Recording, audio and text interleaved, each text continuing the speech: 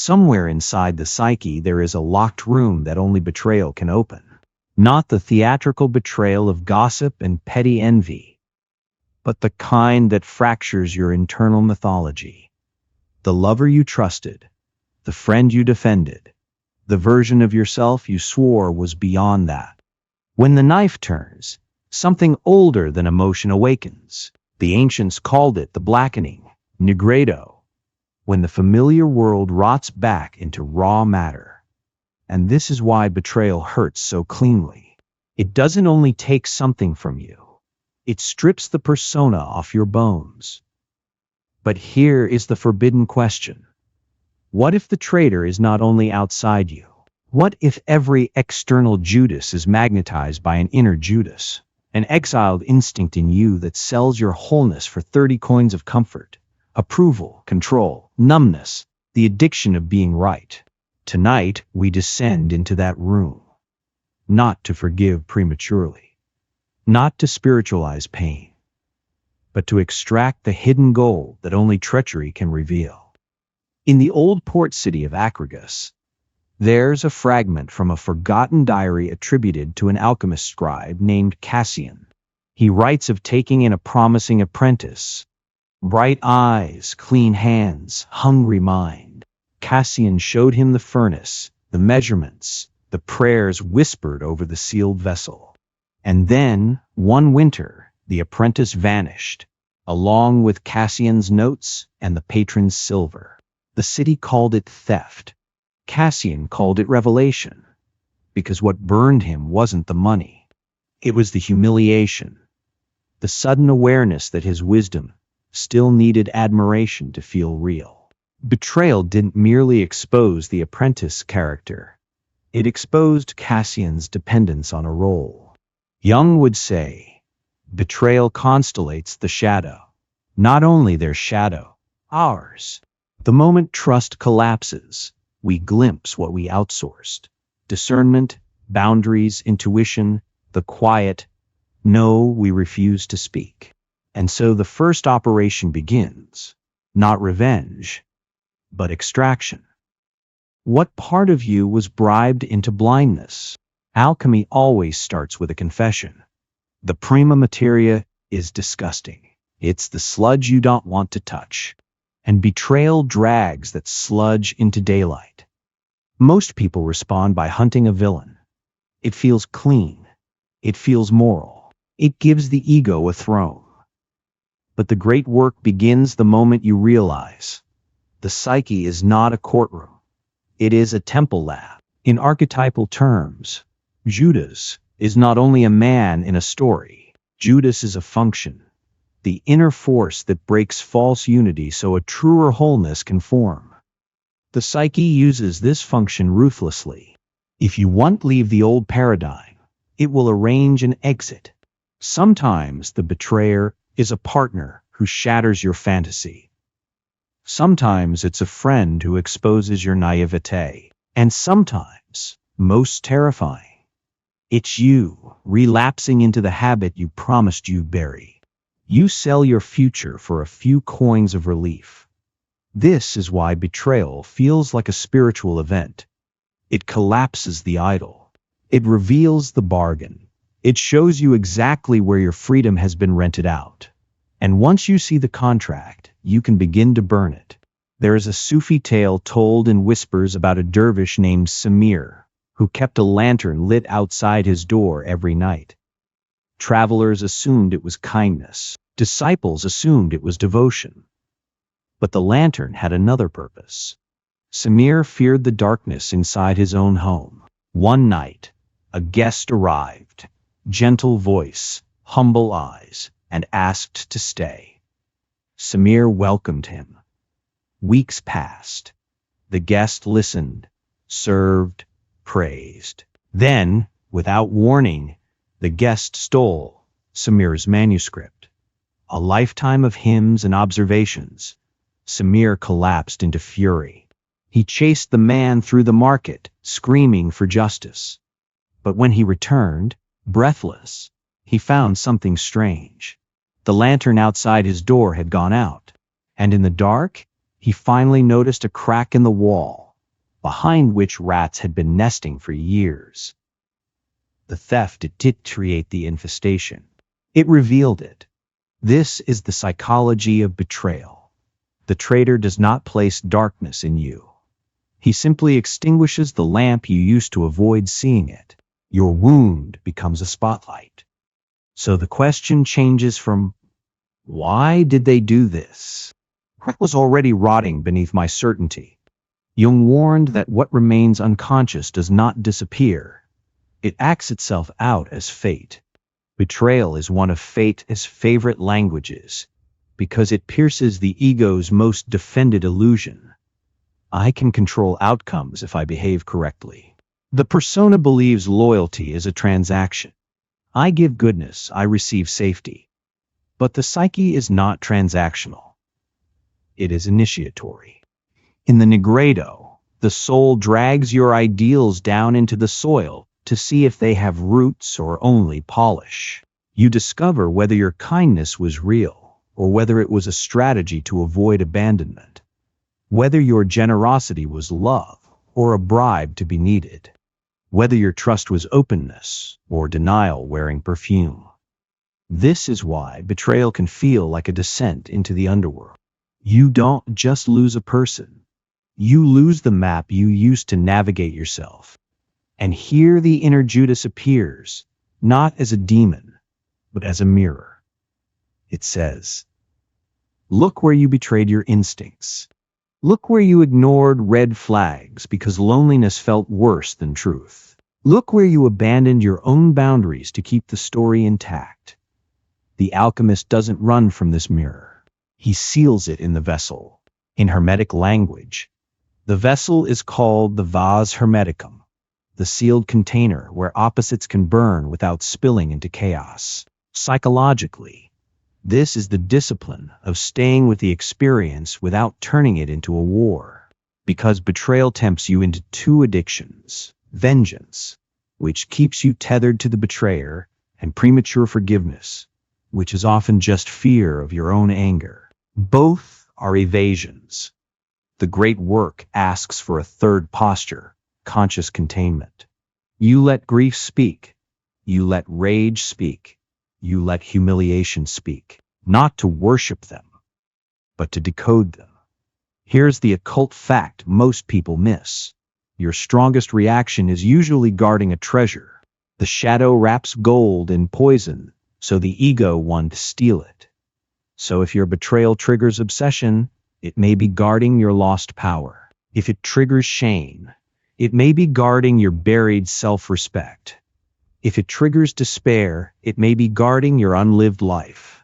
This is why the old philosophers insisted, do not discard the poison, distill it. The venom is information. The inner Judas is not only the one who betrays you, it is the part of you that insists the illusion must die. Now we enter the most dangerous corridor: projection. At first, the betrayer seems like pure darkness. The psyche paints them with a single color so you don't have to feel the complexity of your own participation. Jung would call this the moral convenience of the ego. But if you stare long enough, something unsettling appears. The traitor is carrying your disowned energy, not their actions. Those are theirs. But the archetype they activate in you. Maybe they embody your repressed selfishness, the ability to choose yourself without apology. Maybe they embody your buried cunning, the strategic intelligence you pretended not to have. Maybe they embody your forbidden independence, the courage to leave a life that doesn't fit. This is why betrayal is so catalytic. It forces you to reclaim what you exiled. In alchemy, the black phase is followed by separatio, the act of separating the elements. You divide fact from fantasy, reality from interpretation. There's sin from your lesson. Write it like an alchemist. What exactly happened? What did I assume would never happen? What did I ignore because it threatened my identity? This is where the spell breaks. There is a small myth from late antiquity about a philosopher named Ilion. who carried a golden key on a chain around his neck. He claimed it opened the door of truth. Students traveled far to see it. Kings offered him patronage. The key became his identity. One evening, a rival invited Ilian to debate in the amphitheater.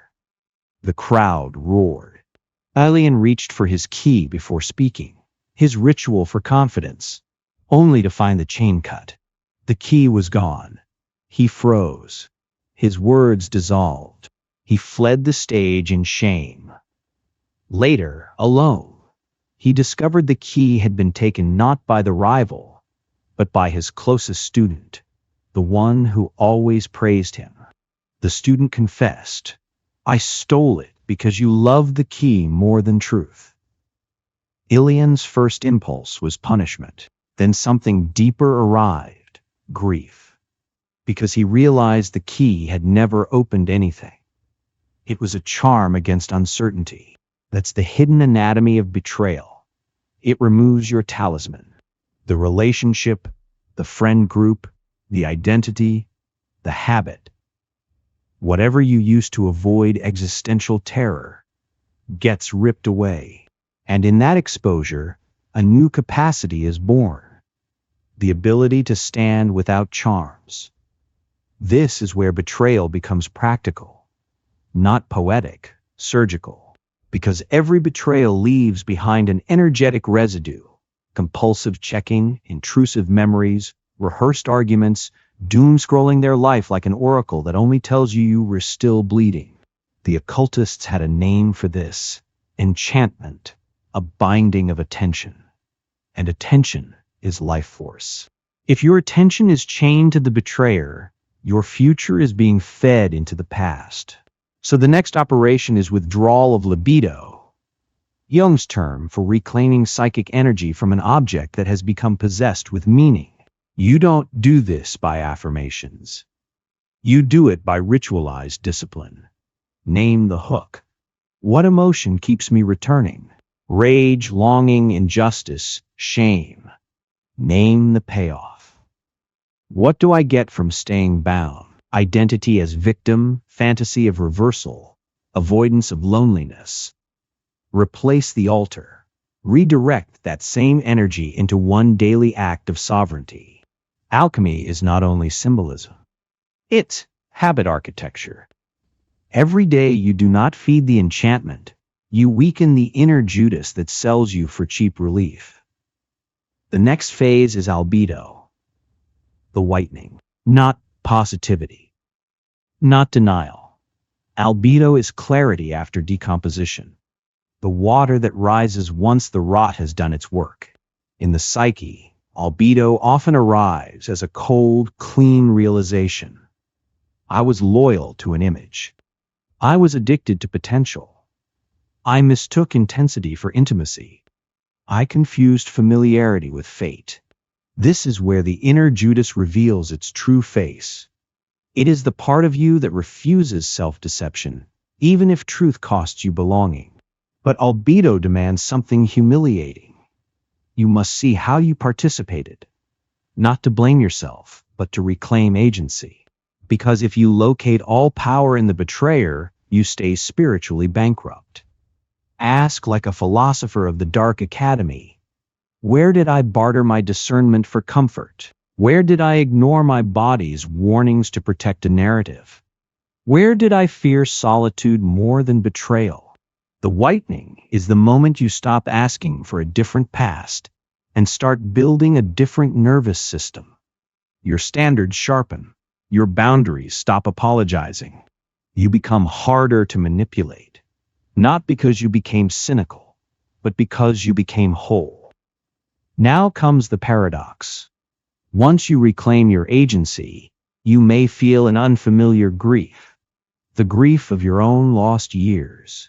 Not only they betrayed me, but I betrayed myself by staying. I abandoned my instincts to preserve the mask. I numbed the alarm system and called it love.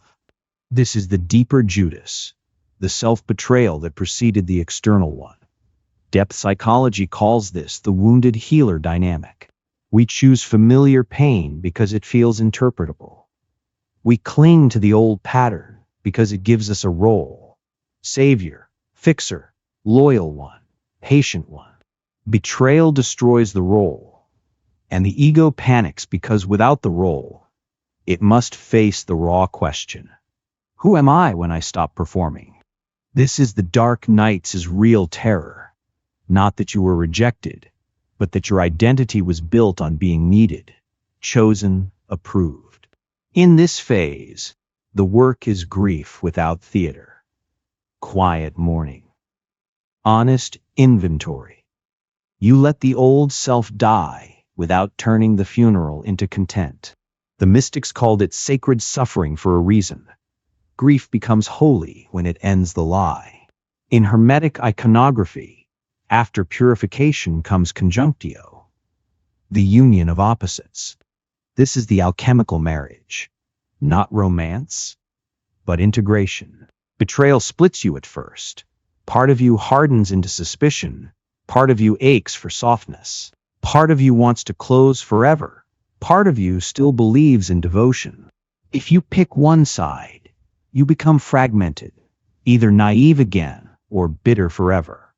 Conjunctio is where you learn the higher skill, tenderness with boundaries. This looks like you can love, but you verify. You can forgive, but you don't return to the same altar. You can feel compassion, but you don't abandon discernment. Jung would say this is the birth of the transcendent function, a third stance that holds the tension between opposites until a new synthesis emerges. And something surprising happens. The betrayer stops being the center of your story. They shrink back to human scale. Not demon, not destiny. Just a person who played a role in your initiation. Your attention returns to its rightful task: building a life that does not require self-betrayal to be sustained. Now we approach rubedo, the reddening, the phase of embodiment, because insight that doesn't change behavior is just aesthetic philosophy. Rubedo asks, what does your betrayal teach you about habit? The inner Judas rarely appears as a dramatic villain. Most days it shows up as a small trade. One more drink to silence the memory. One more message to a person who proved unreliable. One more hour of scrolling instead of facing the emptiness. One more compromise. Just this once. 30 coins. Again and again. So here is the daily alchemy. Simple, ruthless, effective. Name the temptation the moment it arrives. Don't romanticize it. Delay by 7 minutes. Short enough to be doable, long enough to break possession. Transmute the energy into a concrete act. Walk, cold water, journaling, prayer, lifting, cleaning your space, anything that returns you to the body.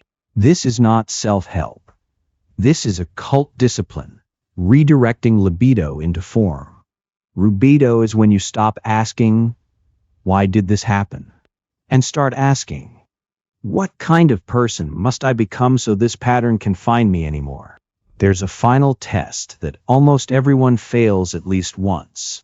The desire to make betrayal mean that you are unlovable, foolish, cursed, chosen for suffering. That interpretation is the last chain. It turns an initiation into a sentence. In Neoplatonic terms, betrayal is a descent into multiplicity, the shattering of the one you thought you had.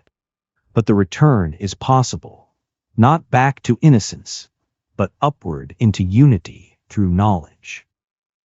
This is where the inner Judas becomes an ally. It teaches you the difference between devotion and addiction, between sacrifice and self-erasure, between love and the hunger to be saved.